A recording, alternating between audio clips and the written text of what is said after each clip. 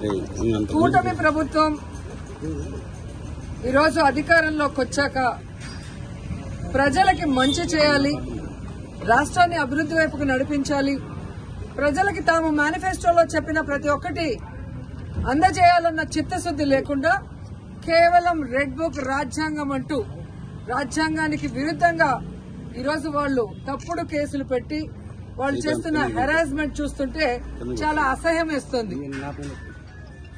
ఈరోజు వైఎస్ఆర్ కాంగ్రెస్ పార్టీ నాయకుల మీద కేసులు పెట్టి వాళ్ళని అరెస్ట్ చేసి కోర్టుకు తీసుకువెళ్లి కోర్టులో బెయిల్ ఇచ్చే లోపల ఇంకో పోలీస్ స్టేషన్ లో ఇంకో కేసు పెట్టి మళ్లీ ఇంకో కోర్టుకు తీసుకెళ్తాం, అక్కడి నుంచి బయటకు వస్తే మళ్లీ ఇంకో కోర్టులో కేసు పెట్టి ఇంకో చోటుకు తీసుకెళ్తాం.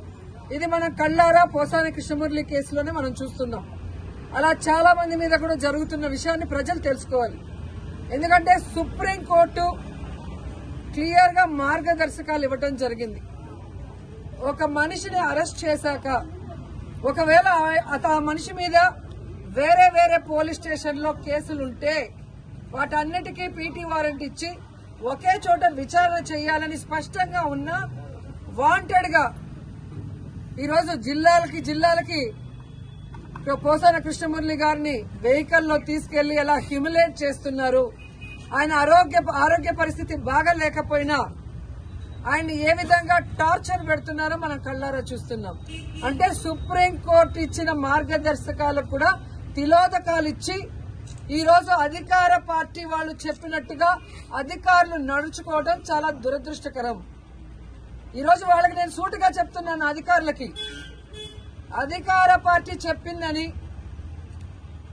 మీరు ఈ విధంగా సుప్రీంకోర్టు మార్గదర్శకాలకి తిలోదకాలు ఇస్తే ఈ రోజు మా పార్టీ నాయకులు ఇబ్బందులు పడొచ్చు, కానీ భవిష్యత్తులో రాబోయేది వైఎస్ఆర్ కాంగ్రెస్ పార్టీ.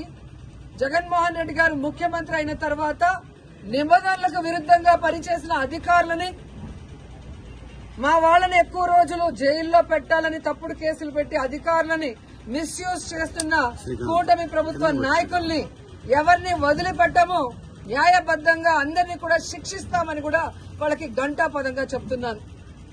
ముఖ్యంగా అధికారులు తెలుసుకోవాల్సిన విషయం, 9 నెలల్లోనే ఈ కూటమి ప్రభుత్వం చేతగాని ప్రభుత్వం, చెత్త ప్రభుత్వం, ప్రజల్ని ముంచే ప్రభుత్వం అని తెలుసుకున్నారు కాబట్టే ఈరోజు ఉత్తరాంధ్రలో ఉపాధ్యాయులు ఏ విధంగా తెలుగుదేశం పార్టీ సపోర్ట్ చేసిన, కూటమి ప్రభుత్వం సపోర్ట్ చేసిన వ్యక్తిని ఎలా ఓడించారో అర్థమైతే రాబోయే జమిలీ ఎన్నికలైనా సాధారణ ఎన్నికలైనా అధికారంలోకి వచ్చేది వైఎస్ఆర్ కాంగ్రెస్ పార్టీ అనేది తెలుసుకోండి. ఇకనైనా అధికారులు మీరు ఏదైతే న్యాయబద్దంగా చేయాలో అలా చేయాలి, అంతేగాని మీరు మితిమీరిన ఉత్సాహంతో చేస్తే మాత్రం చాలా బాధపడే రోజులు వస్తాయని కూడా తెలియజేసుకుంటున్నాను. అండ్ ఈరోజు ప్రెస్ ద్వారా ఈ రాష్ట్ర ప్రజలకి చెప్పాలనుకుంటున్నాను, అలాగే కూటమి ప్రభుత్వానికి కూడా చెప్పాలనుకుంటున్నా. కూటమి ప్రభుత్వం అధికారంలోకి వచ్చిన తర్వాత తప్పుడు కేసులతో హెరాస్మెంట్ చేయడమే కాకుండా ఈరోజు రాష్ట్రంలో మద్యం బెల్ట్ షాపులు ఏ విధంగా వీధికి పెట్టి విచ్చలవిడిగా మద్యాన్ని అమ్ముతూ ఈరోజు ఆడపిల్లల మీద అఘాయిత్యాలు పెరిగే విధంగా చేస్తున్నారో మీరందరూ కూడా కళ్ళారా గమనించండి. అలాగే ఈరోజు ఈ కూటమి ప్రభుత్వం అధికారంలోకి వచ్చిన తర్వాత ఈ ఆంధ్రప్రదేశ్ రాష్ట్రం గంజాయికి ఎలా అడ్డాగా మారిందో మీ అందరూ కూడా కళ్ళారా చూస్తున్నారు. ఈరోజు డ్రగ్స్ కూడా చంద్రబాబు నాయుడు నివాసం ఉంటున్న గుంటూరులో డ్రగ్స్ విచ్చలవిడిగా దొరుకుతున్నాయని అన్ని పేపర్లో మీరు చూస్తున్నారు. అంటే ఈ ప్రభుత్వం, ఈ ముఖ్యమంత్రి సిగ్గుపడాలని కూడా ఈ సందర్భంగా తెలియజేసుకుంటున్నాను.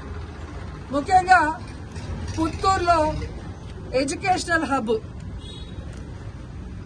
ప్రైవేటు ప్రభుత్వ ఇంజనీరింగ్ కళాశాలలు, డిగ్రీ కళాశాలలు, అలాగే మెడికల్ కళాశాల, ఆయుర్వేదిక్ కళాశాల, ఇలా ఎన్నో కాలేజీలు పుత్తూరులో ఉంటే ఈరోజు గంజాయికి అడ్డాగా మారింది.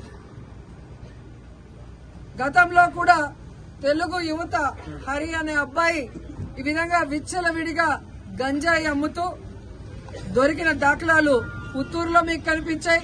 అదే వ్యక్తి వైజాగ్ లో దొరికాడు 28 కిలోలతో, అది కూడా మీరు గమనించారు. ఆ రోజుల్లో మేము పోలీసు వాళ్ళని ఇలాంటివి జరగకుండా తప్పు పనులు చేసే వాళ్ళని తరిమి కొట్టాం. కానీ ఈ రోజు ఎమ్మెల్యేనని చెప్పుకునే వ్యక్తి ఆడికి అమావాస్యకి ఒక రోజు కాన్స్టిట్యున్సీకి వస్తున్నాడే తప్ప గంజాయికి అడ్డాగా మారిన పుత్తూరుని నగిరిని కాపాడటానికి ఏ రోజు ఆయన నాయకులు పని చేయలేదు.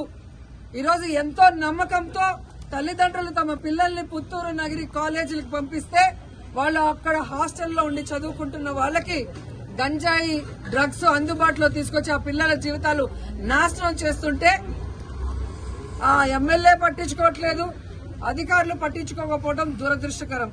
ఎందుకంటే మొన్ననే నగిరి రూరల్ ఎంకొత్తూరు హై స్కూల్లో పిల్లలు గంజాయి తాగి హెడ్ మాస్టర్ కాలర్ పట్టుకోవడం, ఆడపిల్లల్ని గిచ్చి ఏడిపించడం, టీచర్లని బూతులు తిట్టారని పెద్ద ధర్నా జరిగిన విషయం కూడా మీరందరూ కూడా గమనించుంటారు. సో ఈ విధంగా తెలుగుదేశం పార్టీ అధికారంలోకి వచ్చాక నేరస్తులకి ధైర్యం వచ్చింది. నేరాలు చేయడానికి ఏదో వాళ్ళకి లైసెన్స్ ఇచ్చిన విధంగా రాష్ట్ర వ్యాప్తంగానే కాకుండా నగిరిలో కూడా చాలా దౌర్భాగ్య స్థితిలోకి ఈ ప్రభుత్వం తీసుకెళ్లటం బాధాకరం. ఒక పక్క 100 రోజుల్లో గంజాయి అరికడతానని చెప్పి ముఖ్యమంత్రి గారు, హోమ్ మినిస్టర్ గారు చెప్తారు. కానీ 100 రోజులు అయిపోయింది. కుప్పంలో గంజాయి సాగు జరుగుతూ కూడా మీరు వీడియోలన్నీ చూసుంటారు. మరి ఒక పంట పండాలి అంటే ఈ రోజు ఇత్తనం వేస్తే రేపు రాదు కదా. మరి అంత సాగు జరుగుతూ ఉంటే ముఖ్యమంత్రి సొంత కాన్స్టిట్యున్సీలో చంద్రబాబు నాయుడు గారు నిద్రపోతున్నారు.